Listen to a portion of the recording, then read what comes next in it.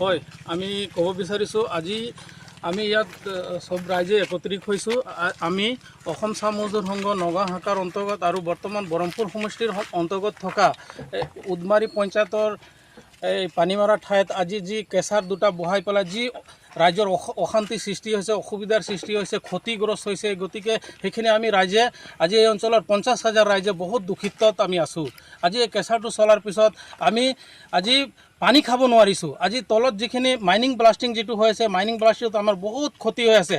আৰু যাত যিটো বাৰুদৰ যিটো গেছ, সেই গেছত আমি প্ৰদূষণত মানে বিয়পি পেলাই আমাৰ ৰাইজৰ বহুত বেমাৰ হৈ আছে। আৰু এইটোৰ যিটো ৰাস্তা 40 টন 45 টন ইয়াত এইটো ৰাস্তাত চলে, য'ত নেকি 15 টন 12 টনৰ কেপাচিটিৰ ৰাস্তাত 40-45 টন এইটো ৰাস্তাত গাড়ী চলে ডাম্পাৰ অভাৰলোডত। তাৰ কাৰণে আজি 20 কিলোমিটাৰ ৰাস্তা আজি অৱস্থা মানে বিধ্বস্তৰ অৱস্থা হৈ গৈছে। আজি এই ৰাস্তাটোত 20 কিলোমিটাৰ ৰাস্তাটো বিধ্বস্ত হোৱাৰ কাৰণে আজি বহুত আমি অসুবিধাত হৈছোঁ। আজি আমি য'ত আমি 20 টকাত ক'ৰবাত যাব লগা হয়, তাত আমি 500 টকা ভৰিব লগা হৈ আছে। কিয় এইটো হৈ আছে? চৰকাৰে এইটো কিয় নাচায়? গতিকে আমি বহুত চৰকাৰে আমাক জবাব দিব লাগিব। আজি এইটো অঞ্চলত ভাৰতবৰ্ষৰ গোটেইখিনি ৰাস্তা পকী হৈ গ'ল, কিন্তু আমাৰ এই 20 কিলোমিটাৰ ৰাস্তা আজিলৈকে পকী নহ'ল। কিয় হোৱা নাই? আৰু উদ্যোগপতি যিটো গুজৰাটৰ পৰা আহিছে আৰ এছ গান্ধীৰ ল'ৰা আৰু আৰ এছ গান্ধী মিলি পেলাই আজি চবক মেনেজ কৰি পেলাই ৰাখি আজি ইয়াত আবদ্ধভাৱে পাহাৰ খনন কৰিছে, প্ৰাকৃতিক সম্পদ এটা ধ্বংস কৰিছে। এইটো কিয় চৰকাৰে এইটো তাহাঁতক পাৰ্মিশ্যন দিছে, অনুমতি কিয় দিছে? আজি এই প্ৰাকৃতিক সম্পদ ধ্বংস কৰাৰ কাৰণে আজি আমাৰ গোটেই ৰাইজৰ অশান্তি সৃষ্টি হৈছে। চৰকাৰে একফালে কৈ আছে যে আমি ডিজিটেল ইণ্ডিয়া বনাম, কিন্তু আজি যাতায়াতৰ ব্যৱস্থা বেয়া হোৱাৰ কাৰণে আজি আমি না ডেভেলপ, যাতায়াত যদি ভাল থাকিলে আমি ডেভেলপ হ'ম, আৰু ডেভেলপ হ'লেহে আমি ডিজিটেল ইণ্ডিয়া কৰিব পাৰিম। গতিকে আমি ডিজিটেল ইণ্ডিয়া কেতিয়া হ'ম? চৰকাৰে আজি এইটো চকু দিয়া নাই কিয়? আজি এই আৰ এছ গান্ধী উদ্যোগপতিটো কিয় ইয়াত আনি পেলাই অকলে এটা উদ্যোগপতি এটা উদ্যোগপতি মানুহজনে যদি কৰোৰ টকা কামাই আছে, এজনৰ লাভ হৈ আছে, কিন্তু 50,000 ৰাইজৰ ইয়াত আমি ভুক্তভোগী আছোঁ। কিয় এইটো হৈ আছে? আজি আমি ল'ৰা ছোৱালীক পঢ়াব নোৱাৰিছোঁ। এম্বুলেন্স যিটো মানুহ গৈ আমাৰ বেমাৰী গৈ আছে, বেমাৰীত ৰাস্তাতে মৃত্যু হৈছে। মহিলাকেইটা প্ৰেগনেণ্ট মহিলাকেইটা গাড়ীতে ডেলিভাৰী হৈ আছে, তাত মৃত্যু হ'ব লগা আছে। সাধাৰণ বেমাৰীকেইটাও মৰিব লগা আছে। এই ৰাস্তাতে না এম্বুলেন্স যায়, না স্কুল বাছ যায়। কিয় এইটো আমি ভুক্তভোগী হ'ব লাগে? এই উদ্যোগপতিক ইয়াৰ পৰা উঠাই পঠাওক, নহ'লে আমি ৰাইজে গোটেই প্ৰতিবাদ কৰিবলৈ বাধ্য হ'ম। আৰু চৰকাৰে এইটো অতি সোনকালে ইয়াৰ ব্যৱস্থা লওক। আৰু যিমানজন এই আৰ এছ গান্ধীৰ লগত হেৰি হৈ আছে, গোটেইখিনি সিহঁতে মিলি আছে, মেনেজ হৈ আছে। গতিকে সেইসকলকে এৰেষ্ট কৰাৰ ব্যৱস্থা কৰক, আৰু ইয়াক এৰেষ্ট কৰি পেলাই ইয়াক খেদি পঠাওক। এইটোৱে আমাৰ ৰাইজৰ এটা মানে চৰকাৰৰ ওচৰত অনুৰোধ জনালোঁ। হয়, মই আৰু এটা কথা ক'ব বিচাৰিছোঁ। আজি যিহেতু ব্লাষ্টিঙত আমি ইমান অসুবিধাত পৰিছোঁ যে আমি বাৰুদ গেছত আমি ইয়াত থাকিব নোৱাৰা অৱস্থাত হৈ গৈছে।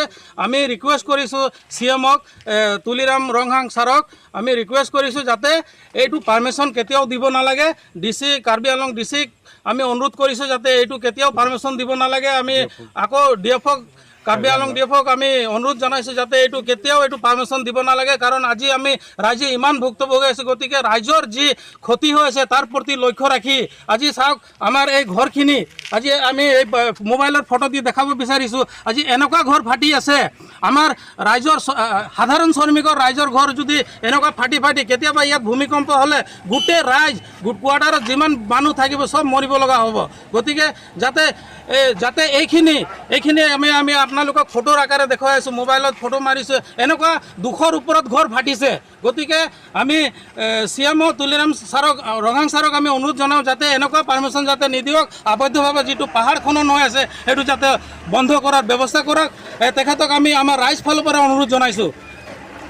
50 টন এই গাড়ীতে এইটো গৈ আছে, 10 চকীয়া চাকা, 10 চকীয়া ডাম্পাৰত যদি 50 টন যদি যাব পাৰে, এই যোনটো 20 টন ৰাস্তা 50 টন গাড়ী গৈ আছে, এইটো ৰাস্তাটো কেনেকুৱা থাকিব কওকচোন আপোনালোকে। চাওক আজি ৰংহাং ছাৰ আপুনি চাওক, আজি এইটো ৰাস্তাত তেনেকৈ আবদ্ধভাৱে পাথৰ কঢ়িয়াই নিছে, পাহাৰ খনন কৰি আছে, প্ৰাকৃতিক সম্পদ ধ্বংস কৰি আছে, গোটেই পৰিৱেশটো বিনষ্ট কৰি আছে। গতিকে আমাৰ এনভাইৰনমেণ্টটো যেনেকুৱা বেয়া হৈ আছে, আমাৰ ৰাইজৰ অনাগত দিনত তেতিয়া আমাৰ ৰাইজৰ বহুত বিপদত সন্মুখীন হ'ব লগা হৈ আছে। মই এইটোৱে আমি দাবী জনালোঁ যাতে ৰঙাং ছাৰে এইটো কেতিয়াও পাৰ্মিশ্যন দিব নালাগে। এইটো আমাৰ ৰাইজৰ প্ৰতি লক্ষ্য ৰাখি আপুনি যাতে আগন্তুক দিনত সুস্থ আৰু সবল পৰিৱেশ গঢ়ি উঠাৰ প্ৰতি লক্ষ্য ৰাখি যাতে এইখিনি পাৰ্মিশ্যন মানে নিদিয়াৰ ব্যৱস্থা এটা কৰিব লাগে বুলি তেখেতক আমি অনুৰোধ জনালোঁ। ব্লাষ্টিং কি হয় আমাক কেতিয়াও ৰাইজক আন্ধাৰত ৰাখি সিহঁতৰ দিনত নকৰে মানে ৰাতি কৰে এইটো ব্লাষ্টিংটো। আৰু ৰাতি ব্লাষ্টিং কৰাৰ পিছত আমাৰ ৰাইজে গোটেই এইটো হেৰিটো এৰিয়াটো হিলি যায়। আৰু হিলাৰ কাৰণে আজি এই যিটো ঘৰ ভাঙি আছে আৰু যিটো আৰু পানীৰ ব্যৱস্থাটো বন্ধ হৈ গ'ল। প্ৰায় 3-4 কিলোমিটাৰ পানী বন্ধ হৈ গ'ল। গতিকে আমি ইমান ভুক্তভোগী হৈ আছোঁ। চৰকাৰক এইটো অনুৰোধ কৰিছোঁ যাতে এই RS গান্ধীৰ কেঁচাৰটো 2টা কেঁচাৰ বন্ধ কৰাৰ ব্যৱস্থা কৰক। এইখিনি মই চৰকাৰকো অনুৰোধ জনাইছোঁ। নহ'লে অনাগত দিনত আমি বৃহৎ প্ৰতিবাদ কৰিবলৈ আমি বাধ্য হ'ম।